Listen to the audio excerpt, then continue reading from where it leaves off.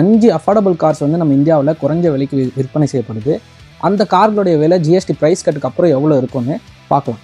இப்போ பார்த்தீங்கன்னா புது கார்களுக்கு மத்திய அரசு 28% ஜிஎஸ்டி வரியை விதிக்கிறாங்க.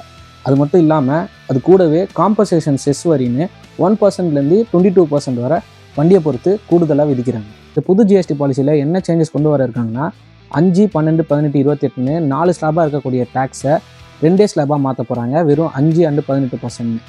இதுக்கு மட்டும் அப்ரூவ் கிடச்சிருச்சுன்னா கார்களுக்கு 28% விதிக்கப்படுற ஜிஎஸ்டி இனிமேல் 18%ஆக குறைஞ்சிரும். இதனால் 10% நமக்கு சேவ் ஆகும். இந்த லிஸ்ட்டில் முதல்ல இருக்கிறது பார்த்திங்கன்னா மாருதி சுசுகி ஆல்டோ K10. தற்போதைய எக்ஸோரூம் விலை பார்த்திங்கன்னா 4,23,000 இருக்குது. ஜிஎஸ்டி ப்ரைஸ் கட்டுக்கு அப்புறம் இந்த காரோட விலை எவ்வளோ இருக்குன்னா 3,87,000, கிட்டத்தட்ட 36,000 ரூபா சேவ் ஆகும். அதே மாதிரி இந்த லிஸ்ட்டில் 2வது இடத்துல இருக்கிறது Maruti Suzuki espresso.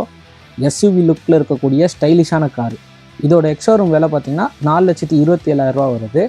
GST price கட்டுக்கு அப்புறம் இதோட விலை எவ்வளோ இருக்குன்னா 3,90,000 குறையும். கிட்டத்தட்ட 37,000 ரூபா சேவ் ஆகும். 3வது லிஸ்ட்டில் இருக்க வண்டி என்னென்னா ரெனால்ட் குவிட்.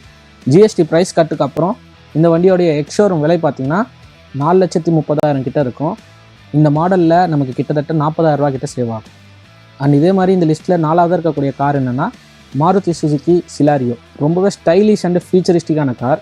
இந்த காருடைய தற்போதைய எக்ஸோரூம் விலை பார்த்திங்கன்னா 5,64,000 ரூபாவாக இருக்குது. அண்ட் ஜிஎஸ்டி ப்ரைஸ் கட்டுக்கு அப்புறம் இந்த காரோடைய விலை எவ்வளோ குறையும்னா 5,10,000 குறையும். அண்ட் ஃபைனலாக இந்த லிஸ்ட்டில் 5வது இருக்கக்கூடிய கார் என்னென்னா டாடா டியாகோ. ரொம்பவே safety entry level hatchback car. 5 star rating and நிறைய ஃபீச்சர்ஸ் இருக்குது.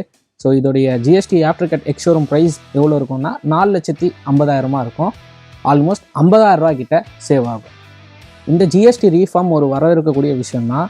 பிகாஸ் நினச்சி பாருங்கள், ஒரு 10 லட்சத்துக்கு கார் வாங்குகிறோன்னா அதில் 1 லட்சம் டேக்ஸை சேவ் பண்ணணும்.